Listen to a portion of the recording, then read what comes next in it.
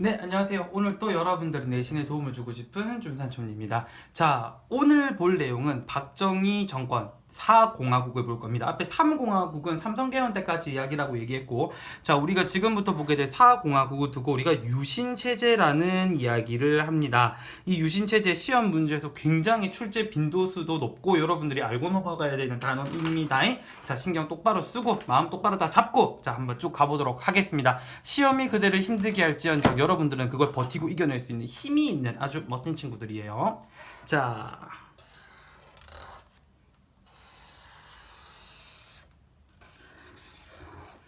항상 등장했던 시기와 마지막 시기를 항상 꺼내놓고 얘기를 하겠습니다. 자, 박정희가 등장했던 사건은 5.16 군사정변이었습니다.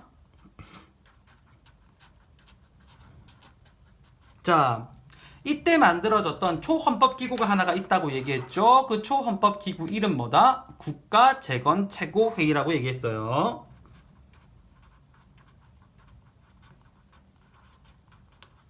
자, 이 국가재건최고회의에서 자, 뭐를 한번 고치고 앞에 내각 책임제잖아요. 내각 책임제 버리고 다시 대통령제로 가려면 뭐를 해야 돼? 그쵸? 개헌을 해야 된다고 했죠. 그리고 개헌을 하고 대통령으로 뭐가 되더라? 당선이 되더라. 자, 그 다음에 이제 우리가 지독스럽게 뭐가 없었다? 돈이 없었어요. 그래서 자, 우리가 몇 선 개헌하기 전까지 그렇죠. 3선 개헌하기 전까지 외국에서 돈 벌어온 걸 총 3가지를 배웠습니다. 첫 번째, 어느 나라에 가더라? 그렇죠. 독일에 가더라. 파독에 가서 뭐하고 뭐 광부하고 간호사로 우리가 일을 했고요. 두 번째, 일본과 아직도 문제가 되고 있는 게 이거죠. 자, 무슨 수교 정상화? 한일 수교 정상화. 그리고 세 번째, 미국도 와서 어느 나라 가서 그렇죠. 베트남 가서 전쟁을 했습니다. 요거 초반까지 앞에서 다 이야기를 했었죠. 그죠? 3공화국 때 얘기를 했고 오늘 볼 얘기가 바로 4공화국에 들어서게 되는 시점이 되는 사건부터 한 개씩 얘기하도록 하겠습니다. 자, 오늘 보게 될 정치체제를 두고 우리가 무슨 체제라고 부르냐면 유신체제라고 이야기를 합니다. 무슨 체제라고요? 유신체제. 이 유신체제 때 박정희 정권은 우리가 4공화국이라고 얘기를 하고요. 이 유신체제 때를 두고 우리가 겨울공화국이라는 표현도 씁니다. 겨울왕국 아닙니다. 자, 박정희 정권 얘기하면서 삼촌이 계속 무슨 얘기를 했냐면 여기 나와 있는 국가재건 최고회의 부분 헷갈리면 안 된다는 얘기를 초반에 했었죠. 그죠? 자, 왜냐면 이 유신체제 때도 초헌법기구가 하나가 나오는데 왜 갑자기 이런 걸 했는지 상황부터 먼저 볼게요. 이 유신체제로 박정희가 대통령이 될 때는 이미 벌써 대통령을 4번째 할 때거든요. 4번째 당선이 된 거거든요. 장기 집권도 장기 집권이지만 열심히 일했던 것만큼 경제적 성과가 없는 부분도 있었어요. 나라는 발전했지만 아직도 가난한 개인들이 많다 보니까 그런 부분에 대한 불만들이 사회에 차곡차곡 쌓이고 있었고요.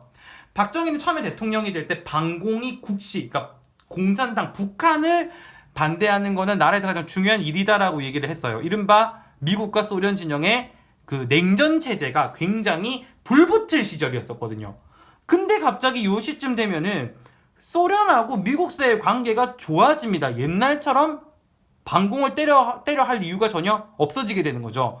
그러다 보면은 다른 국제적으로는 그 소련 진영하고 미국 진영이 사이가 좋아지는데 우리만 점점 그게 더 격화가 되면서 그 가속 페달을 밟고 달려가던 게 브레이크가 걸린 거예요. 냉전이 완화가 되면서. 그런 상황에서 이제 우리나라 박정희 대통령 때 7.4남북 공동성명을 하게 되면서 국민들이 반공이 국시라면서 반공 북한이랑 반대하는 게 제일 좋은 게 아니야. 왜 갑자기 통일을 하자고 남북 공동성명을 하지? 그 우왕좌왕하니까 야 국민들 정신 차려! 이러면서 비상계엄을 때리게 된 겁니다. 이러면서 유신헌법을 제정을 한 거죠. 자, 이 유신헌법에서 가장 키포인트 단어로 등장하는 게 어떤 단어가 등장하냐면 윤종신 아닙니다. 종신 대통령이라는 단어가 등장해요. 종신 대통령 또는 영도적 대통령제라는 말을 쓰는데 이게 무슨 뜻이냐면 이 사람은 지금부터 죽을 때까지 뭐란 이야기야. 죽을 때까지 대통령이 되는 거예요. 그러니까 연속으로 대통령이 되는 데 대해서 제한을 둔다라는 얘기가 있었잖아요. 그래서 2번, 3번 할 수 있는 거에 한계를 두는 걸 연임 제한이라고 했잖아요. 우리 그죠? 근데 종신 대통령이면 연임 제한이 있는 겁니까? 연임 제한이 아예 날아가는 겁니까? 연임 제한 철폐되는 거예요. 끝난 겁니다. 이제 이 박정희라는 사람은 이 사람이 어떻게 될 때까지 죽을 때까지 뭐가 된다? 대통령이 되는 거예요. 그래서 종신 대통령이라는 표현을 교과서에서 쓰는 건데 이 종신 대통령은 어떤 권한이 있는지 한번 보겠습니다.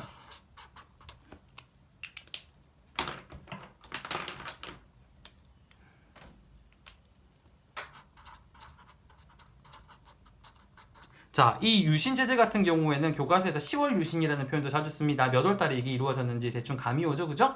자, 이제부터 대통령 선거는 절대 국민들이 뽑지 않습니다. 대통령 선거는 무조건 다 무슨 제로? 간선제로 실시하는데 이 간선제를 실시하는 조직이 중요해요. 자, 이름 적어볼게요. 통일 주체 국민회의라고 부르는 조직이에요. 지금부터의 모든 대통령 선거는 다 통일주체 국민회의에서 운동장 같은데 실내체육관 같은데 모여가지고 이 사람을 대통령 하겠습니다. 짝짝짝짝 이러고 끝나는 겁니다. 민주주의 국가에서 선거 이렇게 해도 된다 하면 안 된다 하면 안 되는 건데 이렇게 법을 초월한 기구를 만들어서 그거 가지고 이제 대통령 선거를 하는 거죠. 그래서 이 기구를 초헌법기구라고 부릅니다.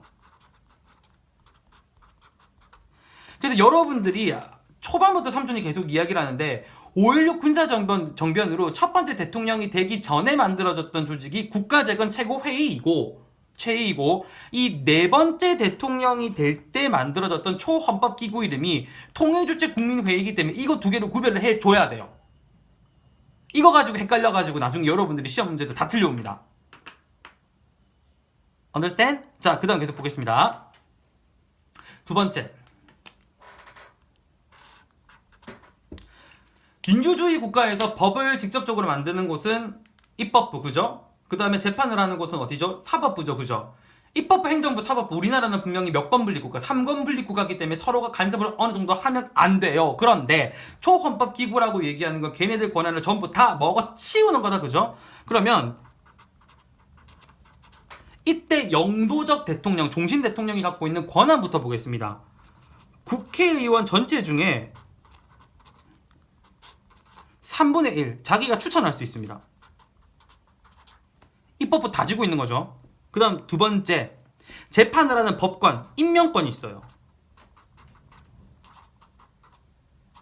인사권이라고 적을게요.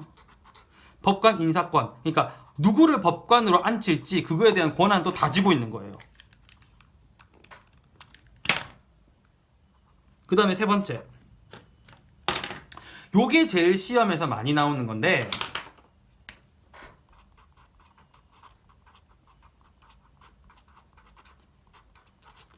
1호에서 9호까지 있는 긴급조치권을 만드는데 이 긴급조치권이 뭐보다 힘이 더 세냐면 헌법보다 더 위에요.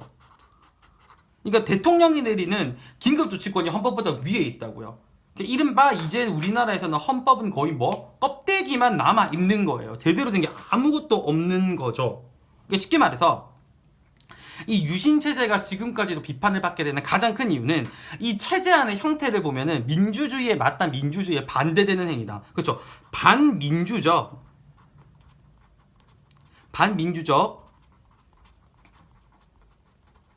독재 권위 체제의 너무나도 큰 전형을 보여주기 때문에 이것 때문에 유신체제가 엄청나게 비판을 받는 겁니다.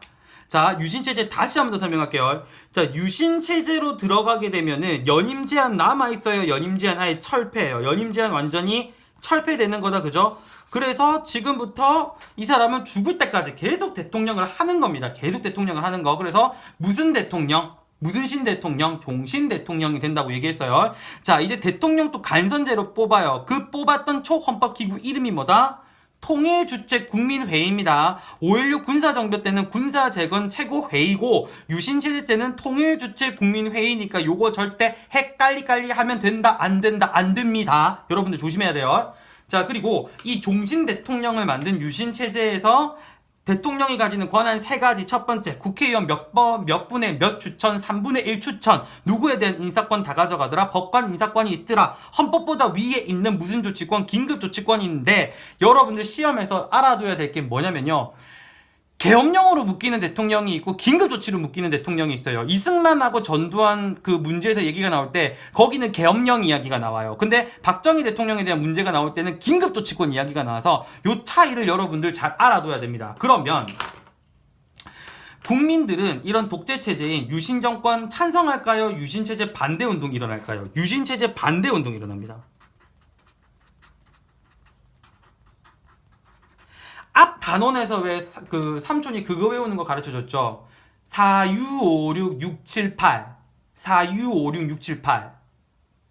50년도에 4.19, 60년도에 유신체제 반대운동, 80년도에 5.18, 그 다음에 87년도에 6월 민주항쟁. 이거 순서라고 얘기했어요. 그럼 유신체제 반대니까 지금 4, 6, 5, 6, 6, 7, 8 하면 70년도 지금 이야기하는 겁니다. 자, 이 유신체제 반대운동. 당연하게 전국적으로 뭐가 일어난다. 유신체제 철폐 시위운동이 일어납니다.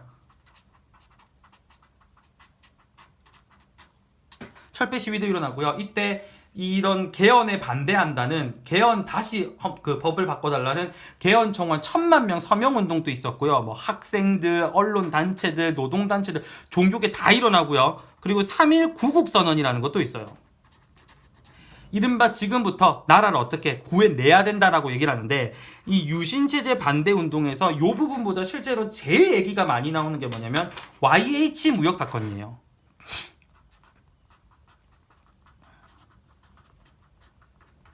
이 YH 무역 사건은 뭐냐면 어떤 무역 회사를 하나 통째로 정부에서 해산을 시켜버리는 겁니다. 그래서 이제 야당 쪽으로 그 회사에서 일하시던 분들이 가서 좀 도와달라고 얘기를 하는데 정부가 야당 당사를 공격을 해가지고 그 과정에서 돌아가시는 분까지 생기세요. 유신체제에 있는 긴급조치권 이런 걸 발행하면서 그런 상황이 벌어진 거죠. 그래서 이 YH 무역 사건에 의해서 부산 마산 지역을 중심으로 부마 항쟁이 엄청나게 크게 터져버리게 됩니다. 그래서 이제 정부에서는 유신체제를 유지를 하고 국민들은 유신체제 반대 운동을 하면서 굉장히 사회적으로 어마어마한 혼란의 시대가 벌어지게 되는 거죠.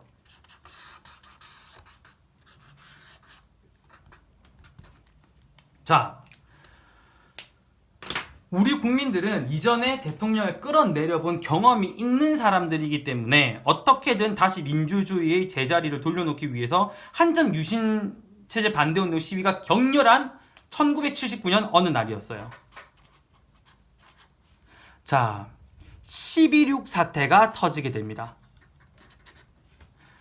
박정희 대통령이 주변 지인들과 밥을 먹는 자리에서 총을 맞고 피살됩니다. 누가 총을 쏘냐? 중앙정보부장 김재규가 총을 쏘게 됩니다.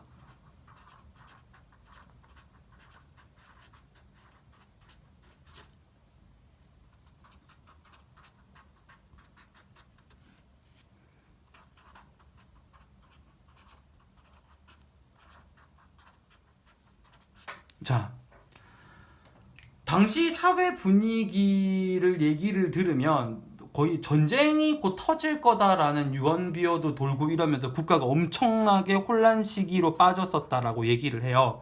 그래서 그때 남아있던 초헌법기구인 통일주체 국민회의에서는 빠르게 대통령을 앉혀야 되겠죠. 그래서 그때 당시 부통령이었던 최규하 씨를 대통령 자리로 앉히게 됩니다.